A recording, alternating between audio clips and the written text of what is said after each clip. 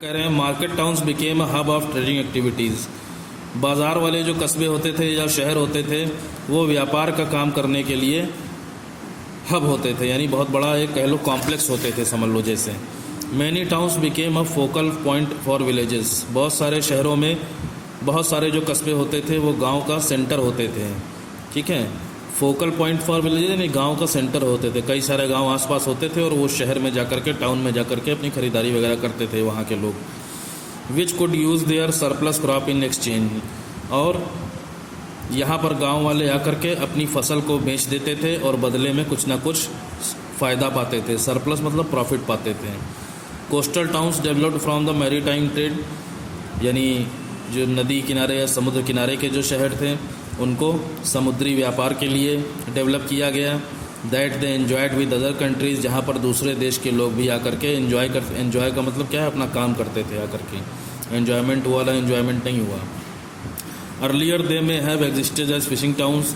बाद में जो तटीय इलाके थे या जो नदी किनारे समुद्र किनारे के इलाके थे उनको फिशिंग टाउन्स के रूप में बदल दिया गया।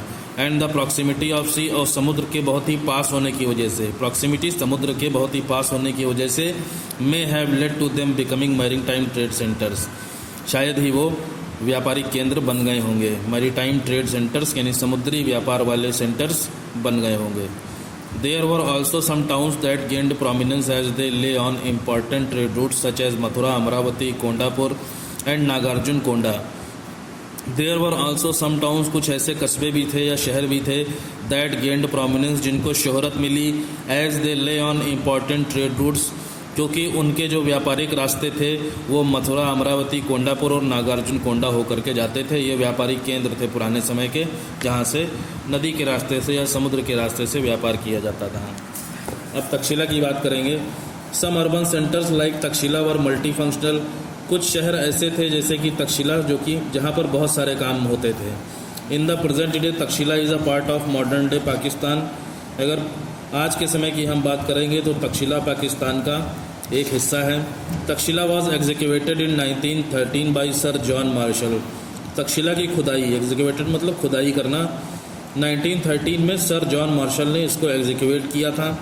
एग्जीक्यूशंस रिवील्ड, खुदाई से हमें ये पता चला that Takshashila was inhabited since the Mauryan period, कि तक्षशिला जो है वो मौर्यों के समय से मौजूद है। During the 2nd century Takshashila was annexed by Indo Greek kingdom of Bactria. 2nd century यानी दूसरी जो हमारी शताब्दी थी उसमें तक्षशिला जो था उसको Indo Greek kingdom of Bactria, Bactria के इंडो ग्रीक किंगडम में अपने कब्जे में कर लिया था, ठीक है। इंडो ग्रीक जो किंगडम थी बक्ट्रिया की, उसने तक्षशिला को अपने कब्जे में ले लिया था 2nd सेंचुरी में। It was under the Indo Greeks that Takshashila developed into a plant city. It was under the Indo Greeks, यानी ये इंडो ग्रीक्स, इंडो ग्रीस का मतलब क्या है आपका, यानी यूनान और इंडिया दोनों से जुड़े हुए जो लोग थे, ठीक है। पहले व्यापार करने आए, फिर इंडिया के लोग ग्रीक्स में चले गए, ग्रीक्स के लोग इंडिया में आ गए, ठीक है। तो उन्हें इंडो ग्रीक कहा गया। या जो ऐसी आर्ट्स को जानते थे जो इंडिया में भी थी और ग्रीक की भी थी, तो इस तरीके के जो इंडो ग्रीक लोग थे उन्होंने तक्षशिला को एक प्लानिंग कर करके अच्छा शहर बनाने के लिए डेवलपमेंट किया, यानी इसे और ज़्यादा डेवलप कर दिया, इसका विकास कर दिया। The presence of a fortification wall indicates that it was a prosperous urban centre and was susceptible to foreign attacks. Presence of a fortification wall यानी किलेबंदी कर देना, बहुत बड़ी बड़ी दीवारें खड़ी करके पूरे शहर को बंद कर देना। जैसे कि आपका लाल किला है, ठीक है, रेड फोर्ट दिल्ली में जो है वो बहुत बड़ा रेड फोर्ट है, वो पुराने समय में जो है उसे शहर था वो एक, वहाँ सारी मार्केट लगती थी, लोग रहते थे।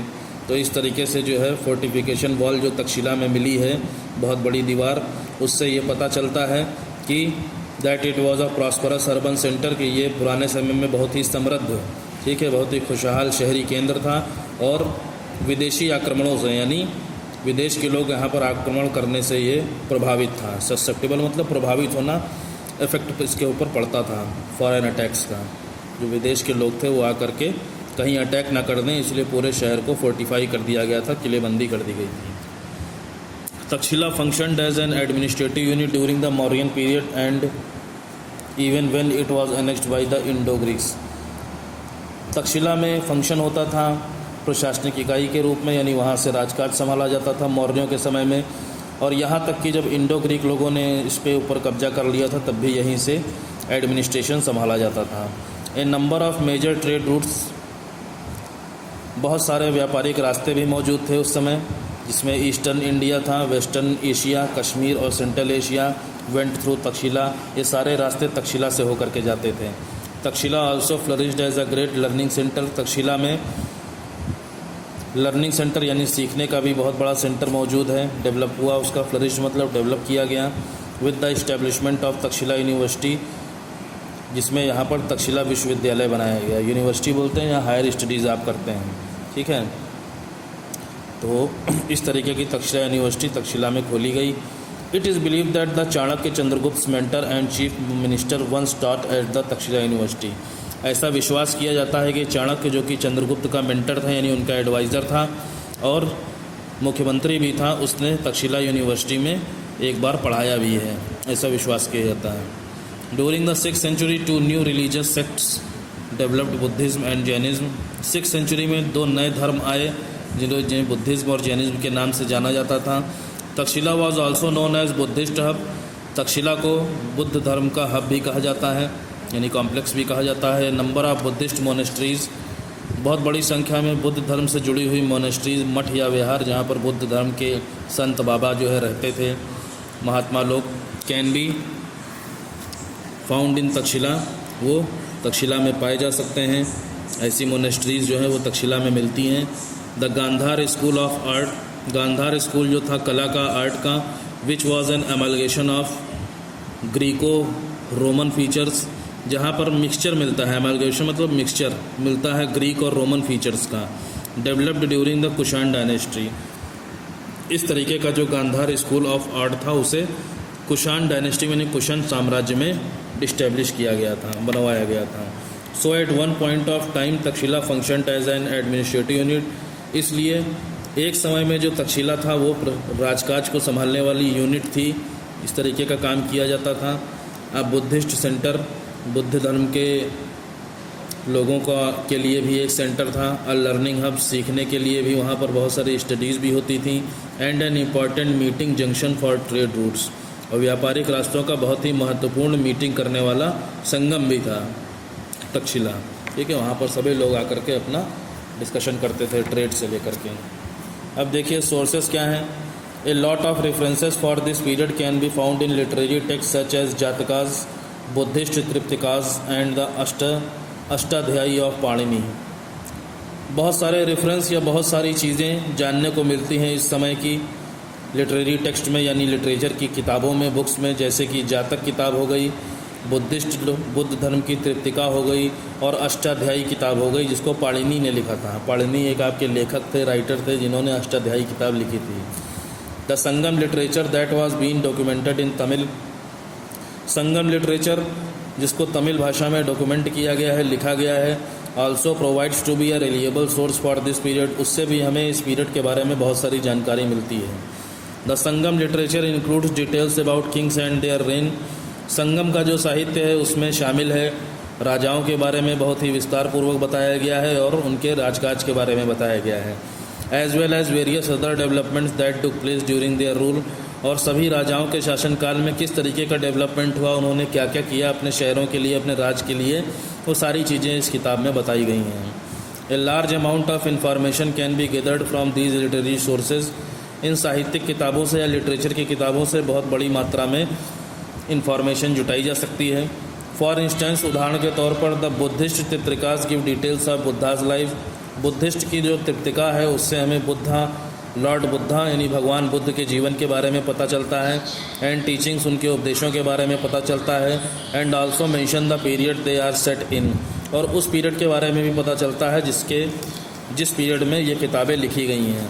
There for providing details of urban centres the events took place, इसलिए यहाँ पर वो डिटेल भी मिलती हैं, उन अर्बन सेंटर्स की डिटेल भी मिलती हैं, या उन घटनाओं के बारे में, इवेंट्स मतलब इंसिडेंट्स, उन घटनाओं के बारे में भी पता चलता है जो कि यहाँ पर हुई थी। Jatakas weave in the contemporary setup in their stories, Jataka लोगों ने, या जातका जो किताब है उसमें उसी समय की कहानियाँ भी मौजूद हैं, जिस समय में वो लिखी गई हैं उस समय की कहानियाँ मौजूद हैं। Through which one can get idea of urban centres, जिससे कि कोई भी उस समय के शहरों के बारे में आइडिया लगा सकता है। बिसाइड्स लिटरेरी सोर्सेज, लिटरेचर की बुक्स होने के बावजूद भी सम आर्कियोलॉजिकल सोर्सेज, कुछ पुरातत्व साधन, आर्कियोलॉजिकल यानी ज़मीन की खुदाई जो करते हैं ज्योग्राफी से या हिस्ट्री की स्टडी करने वाले लोग, उनको जो सोर्सेज मिले हैं are available for this period, उनसे हम इस पीरियड के बारे में पता लगा सकते हैं कि कैसे बुद्धिस्ट धर्म से जुड़ी हुई चीज़ें और ट्रेड वगैरह पुराने समय में किस तरीके से होता था, ये सारी चीज़ें हमको मालूम पड़ सकती हैं। The second urbanisation also witness the use of a fine pottery, ये दूसरी बार जो शहरीकरण हुआ है मौर्यों के समय में, उसमें बहुत सारे पॉटरी भी मिली यानी बर्तन वगैरह भी मिले हैं बहुत ही अच्छे। That has been identified as a northern black polished ware, जिसको कि पहचाना जाता है नॉर्थ डायरेक्शन की काली पॉलिश करे हुए बर्तनों के रूप में, ठीक है, यानी काले बर्तन मिलते थे। The unique feature of this pottery is it's glossy surface, सबसे अद्भुत या आश्चर्यचकित कर देने वाली जो क्वालिटी थी इन बर्तनों की क्या थी कि इनकी जो सरफेस होती थी वो चमकदार होती थी, ग्लॉसी होती थी। That is black in colour, और रंग में ये काली होती थी। This type of pottery was extensively use in Bihar, इस तरीके के जो बर्तन थे वो बहुत बड़े पैमाने पर बिहार में इस्तेमाल किए जाते थे। The Ganga planes of Uttar Pradesh, Uttar Pradesh में गंगा नदी के आसपास के जो मैदान हैं वहाँ पर इस तरीके के बर्तन मिले हैं। And many places of central eastern and southern India, और बहुत सारे सेंट्रल ईस्टर्न और सदर्न इंडिया में भी इस तरीके के बर्तन इस्तेमाल किए जाते थे। Many historians believe that the use and development of northern black pottery ware is associated with the second wave of urbanisation. बहुत सारे इतिहासकार इस बात में विश्वास करते हैं कि ये जो नॉर्दर्न ब्लैक पॉटरी यानी नॉर्थ डायरेक्शन में जो काले बर्तन मिले हुए थे वो दूसरे शहरीकरण के समय बने थे, यानी दूसरा जो शहर दूसरे तरीके से अर्बनाइजेशन हुआ, मौर्यों के समय में जो अर्बनाइजेशन हुआ उस समय के ये बर्तन हैं। That took place during the 6th century, जो कि 6ठी शताब्दी में हुआ था। ये जो अर्बनाइजेशन था, जो मौर्यों के समय में शहर वगैरह बनवाए गए थे मौर्य पीरियड में, मौर्य पीरियड के ख़त्म हो जाने के बाद जो अर्बनाइजेशन हुआ था वो 6th सेंचुरी में हुआ था, 6ठी शताब्दी में।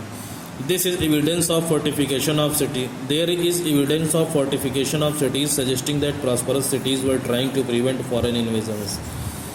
इस बात का भी सबूत मिलता है कि जो किलेबंदी होती थी, शहरों को बड़ी बड़ी दीवारों से बंद कर दिया जाता है, उससे ये पता चलता है कि जो बहुत ही खुशहाल और समृद्ध शहर थे उस समय के, were trying to prevent foreign invasions, वो अपने आप को विदेशी आक्रमणों से या अटैक से बचाने के लिए ऐसा करते थे। इन मैनी सिटीज़, बहुत सारे शहरों में ring wells are found. Ring wells यानी वही जैसे कुएं होते हैं आपके, वो भी देखने को मिले हैं। These were in the form of large ceramic pot, ये इस तरीके से बनाए जाते थे जैसे कि चीनी मिट्टी का एक बहुत बड़ा बर्तन हो जिसके चारों तरफ दीवारें खड़ी हुई हों, साथ साथ बहुत सारी रोज़ बनी हुई हों, ठीक है। इस तरीके के